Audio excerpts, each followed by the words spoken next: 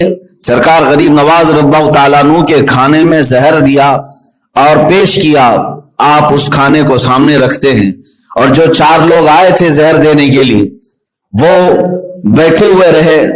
حضرت سرکار غریب نواز رضی اللہ تعالیٰ عنہ نے ایک صاف ورق منگوایا، ایک پیپر منگوایا اور اس کو قریب میں رکھا، اور پھر آپ نے پڑھ کر کے اس میں دم فرمایا۔ کھانے کے اندر جتنا صفوف زہر کا تھا وہ سب اڑ کر کے اس ورق میں آ کر جمع ہوا۔ مصطفیٰ کریم صلی اللہ تعالی علیہ وسلم نے ارشاد فرمایا، اے معین الدین، میں نے تجھے ہند کی ولایت سپرد کی ہے، ہندوستان جاؤ کام کرو نہیں، میں نے تجھے ہند کی ولایت سپرد کی ہے۔ ولایت کا ایک معنی اللہ رب العزت کی دوستی ہے، ولایت کا ایک معنی، اور ایک ہے ولایت کا معنی حکومت، ایک ہے معنی حکومت، جیسے والی ہندوستان اورنگزیب عالمگیر کہا جاتا ہے، یعنی ہندوستان کا والی، ولایت کا جو رکھنے والا ہے۔ ولایت ایک معنی میں حکومت کا ہے اور ایک معنی اللہ رب العزت کی دوستی کا ہے۔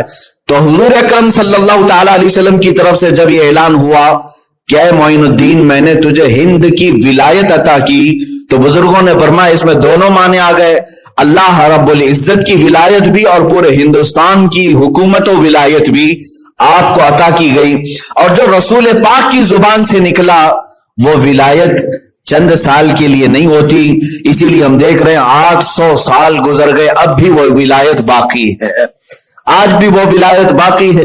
مجھے بتاؤ، اجمیر معلیٰ کشاں کشاں چلے جاتے ہیں اور سے غریب نواز کے موقع پر، یہ وہ لوگ ہیں جنہوں نے کبھی غریب نواز کو دیکھا ہی نہیں۔ کون ہے ہم میں سے دیکھا ہوا؟ نہ قریب کے باپ دادوں نے دیکھا، پھر بھی وہ عقیدت و محبت کہ وہاں جان نچھاور کرنے کے لیے حاضر ہیں، راستہ بھر تکلیفیں اٹھا کر کے بھی اجمیر معلیٰ پہنچتے ہیں، جس طرح سے بھی چاہے ایک جم غفیر اور سے غریب نواز میں حاضر ہوتا ہے۔ میرے عزیزو، یہی ولایت ہند ہے جو سرکار عالم صلی اللہ علیہ وسلم کی طرف سے غریب نواز کو عطا کی گئی، اور وہ ہے حکومت سروں پر نہیں بلکہ دلوں پر ان کی قائم ہے۔ میں آپ کو بتاؤں، سرکار غریب نواز رضی اللہ تعالیٰ عنہ کی کرامات، ان کی ولایت، بہت ساری چیزیں آپ نے سنی ہوں گی، لیکن ایک بات یہ بھی میں بتا دوں کہ آپ یہاں ہندوستان تشریف لائے تھے تو بڑے آسان اور شاہانہ انداز سے نہیں آئے، آپ کا استقبال یا پھر عالیشان طریقے سے آپ کو نہیں لایا گیا، بلکہ یہ تو کفرستان میں آ رہے تھے۔ آپ کو میں بتاتا ہوں، حضور اکرم صلی اللہ تعالی علیہ وسلم کی بشارت کے بعد سرکار غریب نواز نے پوچھا کہ یہ اجمیر ہے کہاں ہے؟ اجمیر کا نام لیا گیا تھا تو انہوں نے پوچھا یہ اجمیر ہے کہاں؟ حضور پاک صلی اللہ تعالی علیہ وسلم کی طرف سے آپ کو ایک جنتی انار دیا گیا تھا، اور آپ فرماتے ہیں اس انار کو آپ نے تناول فرمایا تو آپ کی نگاہوں میں پورے ہند کا نقشہ سامنے ابھر کر آیا، یہاں تک کہ فرماتے ہیں میں نے اجمیر کی پہاڑیاں اور ندیاں بھی دیکھ لیا۔ راستہ طے کرتے ہوئے جب نکلے آپ تو آپ مدینہ رسول سے پھر واپس بغداد کے راستے ہوتے ہوئے ملتان پہنچے۔ ملتان جو آج پاکستان میں، وہاں کے حالات بڑے خراب تھے، ملحد لوگ تھے، بہت سارے لوگ خدا کا ہی انکار کرتے۔ وہاں سرکار غریب نواز رضی اللہ تعالیٰ عنہ کے ساتھ کچھ لوگوں نے اس قدر سخت معاملہ کیا کہ آپ کو زہر دیا گیا، کھانے میں زہر ملا کر۔ وہاں کا جو بڑا ملحد تھا اس نے اپنے 4 لوگوں کو، وہ ایک عمل ہوتا ہے جس کو ہیپناٹزم کہا جاتا ہے، عمل تنویم، سلا کر کے جو آرڈر دیا جائے، یہ عمل اس زمانے میں بہت مشہور تھا۔ ملتان کے ملحدین نے سرکار غریب نواز رضی اللہ تعالیٰ عنہ کے کھانے میں زہر دیا اور پیش کیا، آپ اس کھانے کو سامنے رکھتے ہیں، اور جو 4 لوگ آئے تھے زہر دینے کے لیے وہ بیٹھے ہوئے رہے۔ حضرت سرکار غریب نواز رضی اللہ تعالیٰ عنہ نے ایک صاف ورق منگوایا، ایک پیپر منگوایا اور اس کو قریب میں رکھا، اور پھر آپ نے پڑھ کر کے اس میں دم فرمایا۔ کھانے کے اندر جتنا صفوف زہر کا تھا وہ سب اڑ کر کے اس ورق میں آ کر جمع ہوا، اور پھر حضرت سرکار غریب نواز رضی اللہ تعالیٰ عنہ نے ان ملحدین سے کہا کہ یہ لے جاؤ، یہ زہر جس نے دیا تھا اسے واپس پہنچا دو، اللہ تبارک و تعالیٰ معین الدین کا حافظ و نگہبان ہے۔ अजीजान गिरामी वकार, इस रास्ते में आपको तकलीफों के इस कदर बारिशें हुई, समझ लें आप कि मशक्कतों के पहाड़ ढाए गए। इतना ही नहीं, 30 साल तक आपने क़याम फरमाया मुल्तान में, वहां तबलीग इस्लाम की खातिर। फिर वहां से लाहौर होते हुए दातागंज अली हजवीरी रज़ियल्लाहु तआला अन्हु की बारगाह में क़याम फरमाया तकरीबन 8 महीने तक। फिर वहां से दिल्ली तशरीफ लाए। ये जो आपका सफर हो रहा था, ये सफर जब शुरू हुआ, हिंदुस्तान के हालात क्या थे मैं आपको बताऊं। हिंदुस्तान में खास तौर पर अजमेर में राजा पृथ्वीराज का दौरा था। तकरीबन 52 राजे उसके अंदर में आते थे, दीगर छोटी छोटी रियासतों के सब उसे सजदे करते। उनके यहाँ सख्त तरीन फौज थी जो हर एक को शिकस्त दे देती। राजा पृथ्वीराज ने शहाबुद्दीन गौरी की 12,000 लश्कर को शिकस्त दिया था। उसे बड़ा गुरूर था, तकब्बुर था। और यह जमाना हिंद में ऐसा था कि यहाँ के हालात फारसी की किताबों में लिखे गए हैं कि उस जमाने में ऐसे हालात थे कि लोग गोबर की पूजा, पेशाब की पूजा, शर्मगाहों की पूजा, इन तमाम चीजों में तो मुलव्विस थे।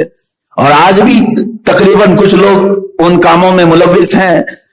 उस वक्त लोगों को बदअकीदा करके ऐसा बहका करके रखा गया था कि वो सिर्फ और सिर्फ चंद लोगों के पैरोकार थे। यहां तक कि शूद्र अगर किसी ब्राह्मण के सामने से गुजर जाता तो उसे आग से दाग दिया जाता, कानों में गरम तेल डाल दिया जाता। जुल्म सितम भी था यहां पर। अब उस जमाने में सरकार मोइनुद्दीन गरीब नवाज रज़ियल्लाहु तआला अन्हु हिंद तशरीफ ला रहे हैं। मेरे अजीजों, हमारी तबलीग और आज के जमाने की तबलीग और इस्लाह उनकी बारगाह के एक जर्रे तक भी नहीं पहुंच सकती, इसलिए कि हम तो मुसलमानों के बीच में जा रहे हैं, जहां लोग पहले से हमारे इस्तकबाल के लिए खड़े हैं, गए और उनके दरमियान तकरीर करके आ गए हैं। मैं समझता हूं ये कौन सा कमाल है। सरकार गरीब नवाज जिस वक्त हिंद तशरीफ लाए थे, वहां तो पूरे के पूरे आपके दुश्मन थे और कुफरिस्तान में आए थे। लेकिन एक बात मैं जो बताने जा रहा हूं वो ये है कि पृथ्वीराज की जो मां थी, उसको राजमाता कहते थे।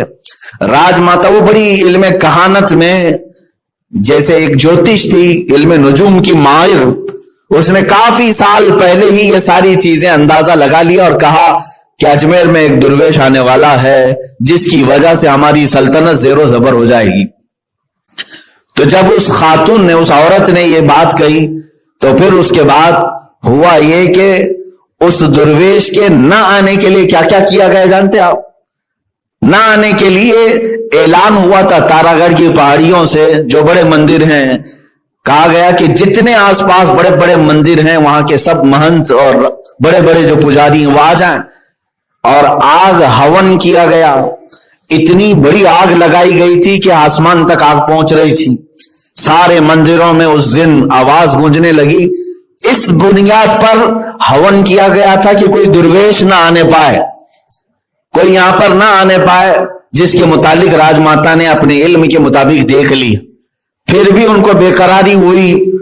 उसके बाद फिर क्या किया, भूटान का एक और, भूटान जो आज भी एक छोटी सी कंट्री है, वहां से जादूगरी बड़ी मशहूर थी। एक जादूगर को जो बड़ा मशहूर था उसे लाया गया और उस राजमाता ने कहा कि मैंने अपने इल्म के मुताबिक एक ऐसी ऐसी चीज देखी है कि कोई दुर्वेश आ रहा है हिंद में, है हमारी धरती पर, और उससे हमें खतरा लायक है।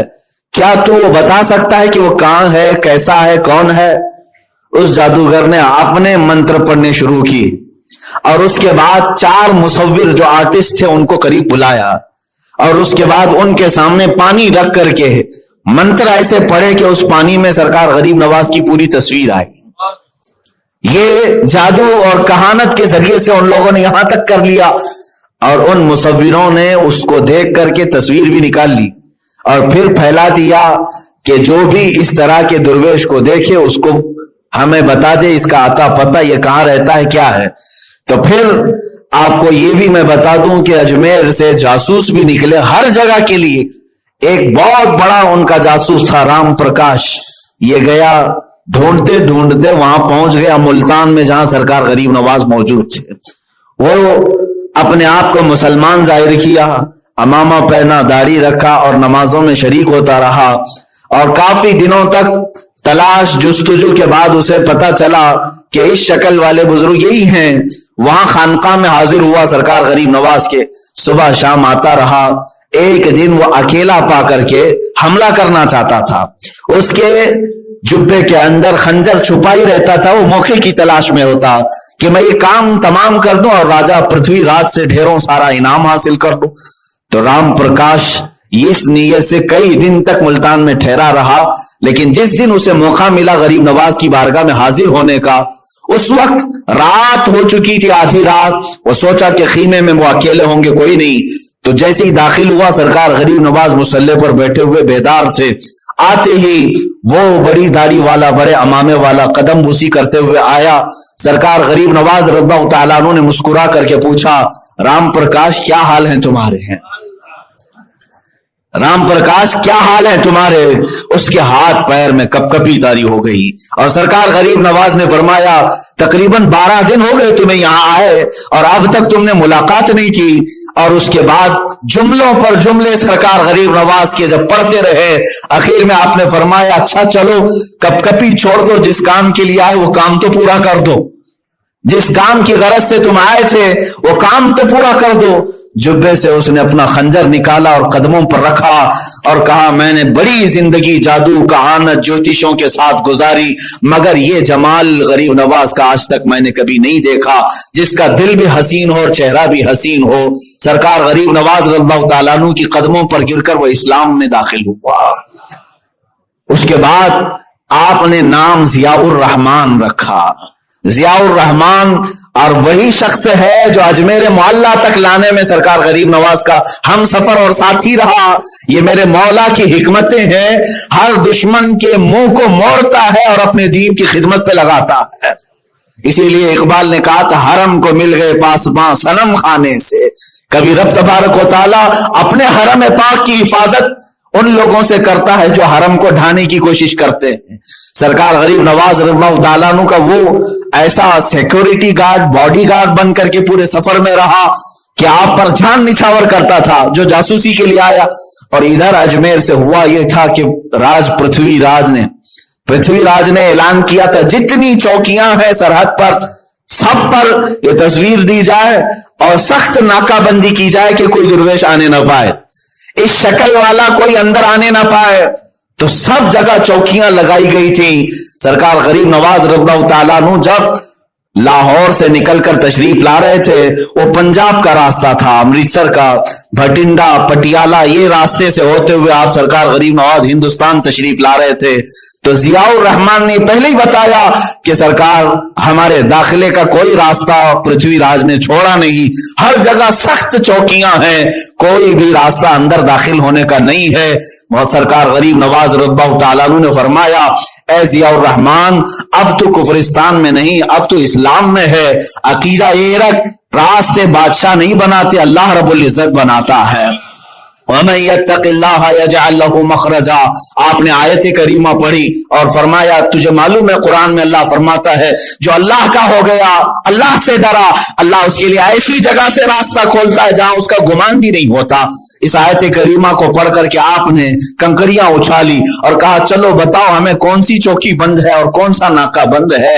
سرکار غریب نواز کے ساتھ اس وقت چند فقیروں کی جماعت تھی, آپ ان کے ساتھ تشریف لے آئے.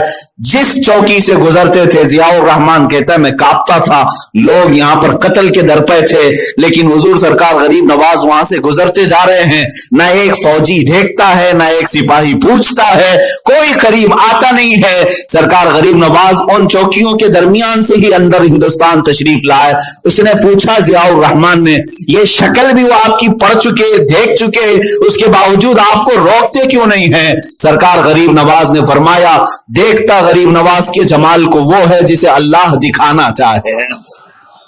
اللہ جسے دکھانا چاہے وہ معین الدین کو دیکھے, اور اللہ جس کی آنکھوں کو بند کر دے اسے کوئی معین الدین نظر نہیں آتا. ہندوستان تشریف لائے. مجھے یہ باتیں کرنے میں اس لیے مزہ آتا ہے میرے عزیزوں, لوگ ہزار رکاوٹیں ڈالیں, اسلام کسی ایسے درخت کا نام نہیں ہے جو مرجھا جائے.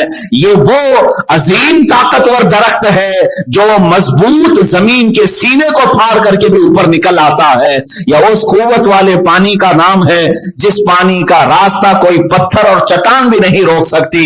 इस्लाम तेरी नब्ज में, बल्कि शायर ने जो कहा इस्लाम की फितरत में कुदरत ने वो लचक दी है, जितना ही दबाओगे उतना ही वो उभरेगा। सरकार गरीब नवाज रज़ियल्लाहु ताला अन्हु तशरीफ लाए और दिल्ली आए।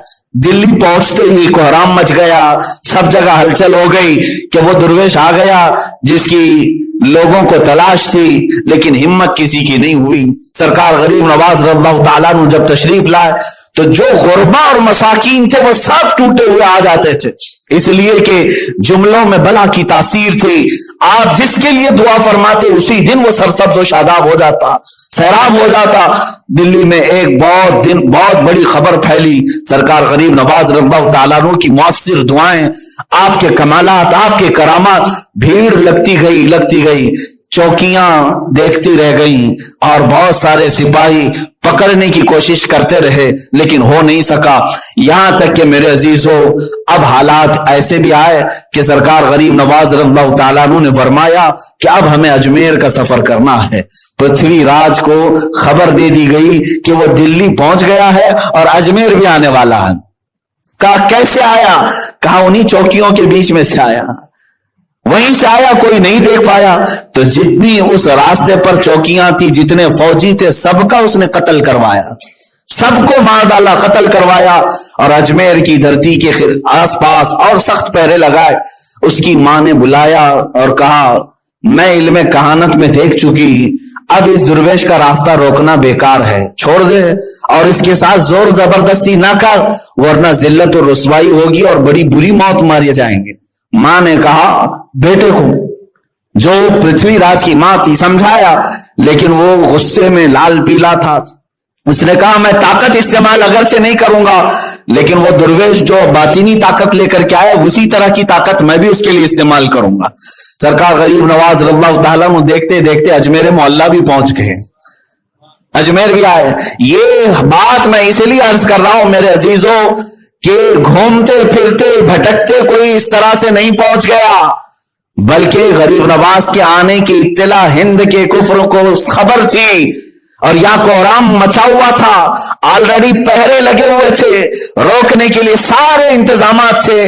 उन तमाम तर दरवाजों को फलांते हुए शहंशाह हिंद अजमेर की धरती पर तशरीफ लाया है। और उसके बाद सरकार गरीब नवाज रज़ियल्लाहु ताला अन्हु के आने के बाद जो आपके ऊपर सख्तियां हुई वो एक दो नहीं, बहुत सारी। आपको आते ही लोगों ने घेरना शुरू किया, लेकिन कई लोग, यहां तक कि तारीख में बताया, दिल्ली से अजमेर जाने तक रास्ते में, दिल्ली से अजमेर जाने तक रास्ते में 7,000 लोग इस्लाम में आ चुके थे। वो जिस रास्ते से गुजर जाएं, शमा इस्लाम को रोशन करते चले जाएं, वो खुशबू फैलाते हुए चले जाएं। जब आप अजमेर मोहल्ला में आए तो आप जहां बैठे वहां से उठाया गया, ये कह करके कि राजा के ऊंट बैठते हैं यहां पर, उठ जाओ। सरकार गरीब नवाज रज़ियल्लाहु ताला अन्हु ने ये फरमाया कि ठीक है, तुम्हारे बादशाह के राजा के ऊंट ही बैठे रहे, हम उठ जाते हैं। वो ऊंटों को बिठाया गया, उसके बाद वो ऊंट उठते ही नहीं थे। दिन गुजर गया, रात गुजर गई, उठते नहीं थे, मार मार करके खींचा गया, उठते नहीं थे। इसलिए कि गरीब नवाज की जुबान से ये निकला था कि ऊंट ही बैठे रहे। गुफ्त है खुदा बुअत, फारसी में कहा गया अल्लाह के वली का जो कौल होता है वो दर हकीकत रब्बे जुल जलाल का कलमा होता है, अल्लाह ताला की तरफ से होता है। तो उसके बाद फिर आपकी बारगाह में आकर लोगों ने माफी तलाफी की, लोगों को खबर हो गई कि इस दुर्वेश की ताकत मामूली नहीं है, और ऊंटों को आपने उठने का हुक्म दिया तो दोबारा उठाए गए। पृथ्वीराज ने कहा कि मैं ताकत का इस्तेमाल नहीं करूंगा, जो ये अपनी बातिनी कुव्वत का इस्तेमाल करता वही मैं करता हूं। तो वहां पर मौजूद जो सबसे बड़ा जादूगर था उनका, अजय पाल जोगी, उसे बुलाया गया। बड़े इनामात, इकरामात, सारी चीजों का ऐलान, और उसके साथ एक बड़ी फौज आई। अब ये जो मुकाबला हुआ, जादू का और एक अल्लाह के वली का, वली की करामत होती है, सहर और शौबदाबाजी नहीं होती। अजय पाल जोगी ने आग फेंकना शुरू किया, लेकिन उनमें से आग की एक चिंगारी भी गरीब नवाज के जुब्बे को नहीं जला सकी, इसलिए कि वो झूठी आग थी। जादू की नजरबंदी हो सकती है। पत्थर फेंकने की कोशिश किया, आपने हिसार फरमा लिया था। اپنے ارد گرد گھیرا بنایا، آپ اور آپ کے مریدین تھے، ایک پتھر بھی اس دائرے کے اندر داخل نہیں ہوتا۔ اللہ جس کی مدد فرمائے میرے عزیزو، اس نے اپنی طاقت و قوت سے ہوا میں اڑنے کا عمل دکھایا۔ ہوا میں اڑنے کا عمل، سرکار غریب نواز کی لکڑی کی جو کھڑاؤں تھی، چپل نالیں، آپ نے اسے حکم دیا اور کھڑاؤں اوپر اڑی اور اس کے سر کو مارتے ہوئے نیچے لے آئی۔ ابھی آخری بات تھی، اس نے ہر طرح کے حربے اپنا کر دیکھ لیے۔ اس کے بعد اسے پتہ چل گیا جادو کا مقابلہ جب جادو سے ہوتا ہے تو ایک سے بڑھ کر ایک جادو دکھائے جا سکتے ہیں، لیکن یہاں جادو کا مقابلہ جادو سے نہیں، اللہ کے ولی سے ہے، اور کرامتیں ہیں جادو کو تو تہس نہس کر دیتی ہیں۔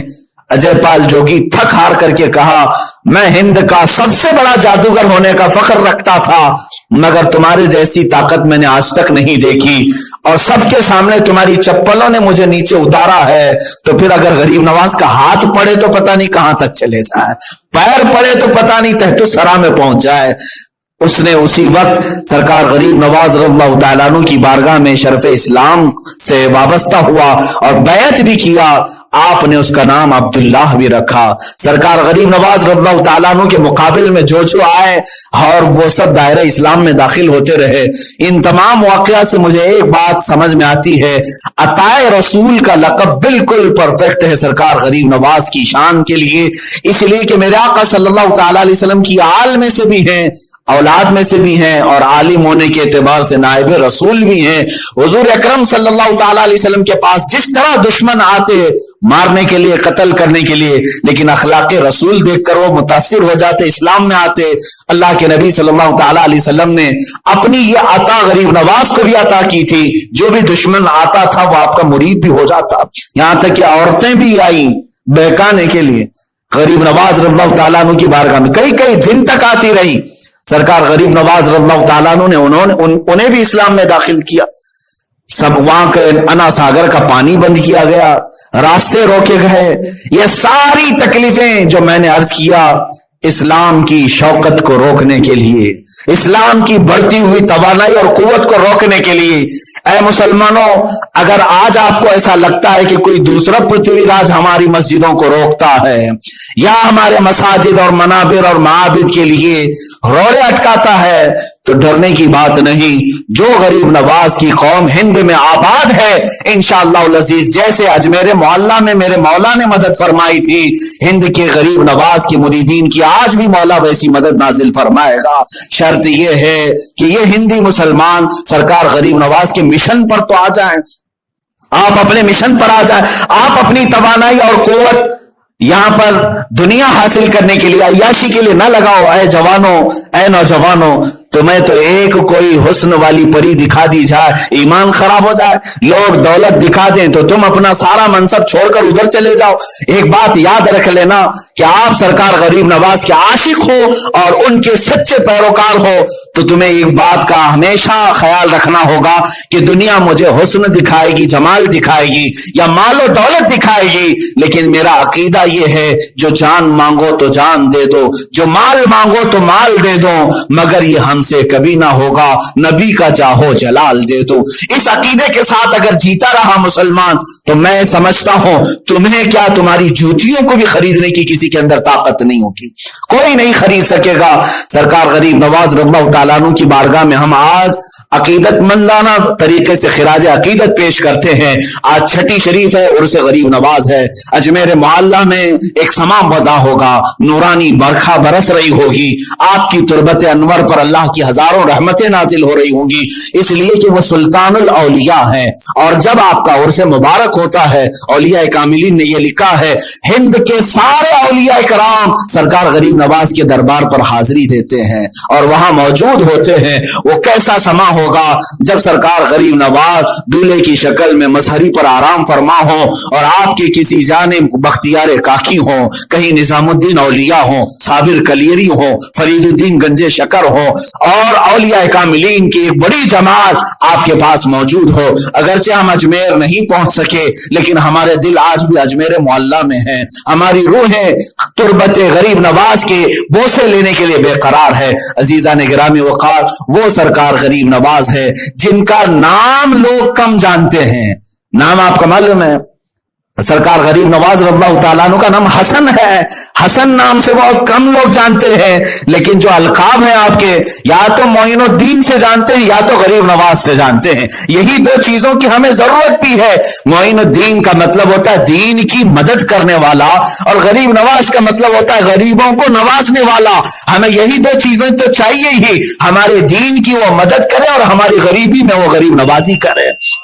یہی دو چیزیں اسی لیے اللہ تعالیٰ نے ہمارے درمیان انہیں انہی دو القاب سے مشہور رکھا ہے. خواجہ عثمان ہارونی رضی اللہ تعالیٰ عنہ کی بارگاہ یہ جو آپ کو لقب دیا گیا ہے اس کی ایک وجہ میں بتا دوں. یہ دمشق کے یا بغداد کے کسی مسجد میں آپ بیٹھے ہوئے تھے. آپ کے پیر و مرشد خواجہ عثمان ہارونی بھی خواجہ اوحد الدین کرمانی اور کئی اولیاء جو غریب نواز کے ہم اثر ہیں ان کے زمانے کے وہ بیٹھے ہوئے تھے اور اس وقت سبوں نے اپنی اپنی ایک کرامت کا اظہار کیا. سرکار خواجہ عثمان ہارونی نے فرمایا کہ جو تم اپنی اپنی منازل طے کیے ہو بتاؤ کہاں کہاں تک اپنے مقامات پر پہنچے ہو. ایک بزرگ نے اپنے مصلے کے نیچے سے ہاتھ ڈال کر سونے کے سکے نکالے اور پیش کیا کہ میں جب کبھی اپنے مصلے کے نیچے ہاتھ ڈالوں اللہ تعالیٰ مجھے سونے اور جواہرات عطا فرماتا ہے. اس میں خواجہ اوحد الدین کرمانی تھے. وہ اپنا جو عصا رکھتے تھے عصے کو انہوں نے یوں مارا تو پورا عصا جواہرات کا یعنی چاندی کا بن گیا اور اس پر قسم قسم کے جواہرات تھے. اور ایک بزرگ نے مصلے کو کہا کہ اوپر اٹھ جا تو بغیر کسی سہارے کے وہ ہوا میں موجود تھا. اسی اثنا میں سرکار غریب نواز خاموش بیٹھے تھے. خواجہ عثمان ہارونی نے فرمایا معین الدین تم بھی اپنی کچھ چیزیں بتاؤ. تو بڑے اصرار کے بعد آپ نے اپنے جبے میں ہاتھ ڈالا اور گرم گرم 2 روٹیاں نکال کر رکھ دی. پکی ہوئی 2 روٹیاں تھی. تو دوسرے اولیاء کاملین نے اپنے بڑے بڑے جو کرامات دکھائے. کسی نے سونے جواہرات چاندی اور بہت ساری چیزیں. اس میں روٹیوں کی کیا قیمت تو سب وہاں رکھے ہوئے تھے سونے جواہرات چاندیاں. اس میں 2 روٹیاں بھی رکھی ہوئی تھی. خواجہ عثمان ہارونی دیکھ کر مسکرا رہے تھے. اسی اثنا میں ان درویشوں کے درمیان ایک فقیر آیا اور کہا اے اللہ والوں کی مجلس, اے اللہ والوں تمہارے گھر سے اور تمہارے دربار سے کوئی منگتا مایوس نہیں جاتا. بڑا بھوکا ہوں, بہت دیر کا بھوکا ہوں, مجھے تم لوگ کچھ کھلا دو. اس فقیر کو بلایا. خواجہ عثمان ہارونی نے اس سے وہ سونے کے سکے سب دے دیے. کہا لے کھا لے. اس نے کہا مجھے بھوک لگی ہے, بھوک لگی ہے. چاندی دے دیا, اس کو کھا لے پیٹ بھر جائے گا. اس نے کہا نہیں, وہ جو آپ کے سامنے 2 روٹیاں رکھی ہیں وہ مجھے چاہیے. خواجہ عثمان ہارونی نے وہ روٹیاں اٹھائی اور دی اور سارے اولیاء جو بیٹھے تھے ان سے کہا تم سبوں نے اپنی اپنی کرامات دکھائی اپنی جگہ پر, لیکن میرا معین الدین وہ دکھایا جو غریبوں کی ضرورت ہے, جو امت مصطفیٰ کی ضرورت ہے. سرکار غریب نواز رضی اللہ تعالیٰ عنہ کو غریب نواز اس دن سے کہا جانے لگا. بلکہ اور بھی دیگر وجہ تسمیہ کے واقعات بیان کیے جاتے ہیں. آج ہم سب کی عقیدت اجمیر معلیٰ سے وابستہ ہے. اے مسلمانوں, آخری میں آپ سب کو یہ نصیحت کرنا چاہوں گا, اب ہندوستان کا ماحول خراب کرنے کی کوششیں کی جا رہی ہیں. کچھ لوگ زہر اگل رہے ہیں, کچھ سادھو سنت پنڈت جنہوں نے سرکار غریب نواز کی شان میں گستاخیاں کی, میں ان کی سخت ترین مذمت کرتا ہوں اور انتظار کرتا ہوں چند دنوں کے بعد تمہارا بھی وہی حال ہوگا جو پرتھوی راج کا ہوا تھا. یا تو پھر انتظار کرو کہ کوئی کھڑاؤ آئے جو تمہارے سروں پر بھی پڑے. اللہ رب العزت یا تو انہیں ہدایت دے یا تو پھر ہلاک فرمائے. جو غریب نواز کی شان میں ہرزہ سرائی کرتے ہیں, اللہ رب العزت نے سچ فرمایا من عادى لي وليا فقد آذنته بالحرب, جس نے میرے ولی سے دشمنی کی میں اس کو اپنے ساتھ جنگ کا اعلان کرتا ہوں. جس کی ہمت ہے وہ اللہ سے جنگ کرے. جنہوں نے چھیڑا ہے غریب نواز کو وہ در حقیقت اللہ سے جنگ کو چھیڑ چکے ہے. وہ کسی اور کی طرف سے نہیں, تاج العلماء نورانی میاں صاحب کی طرف سے. سادات کی چوچا کا پیغام لے کر 2 بندے میرے پاس حاضر آئے اور وہ خصوصی آفس کی ملاقات لے کر, مجھے آج بھی وہ بات یاد ہے. میں نے واپس وہیں بیٹھ کر کے تحریر بھی لکھ کر دی تھی, پہنچی یا نہیں پہنچی معلوم نہیں. بہرحال یہ ایک بات ہے میرے عزیزوں، اس وقت گھبراہٹ میں ایسا ہوتا تھا کہ ہمارے ساتھ ایسا کیوں ہے، ہم دین کا ہی تو کام کر رہے تھے۔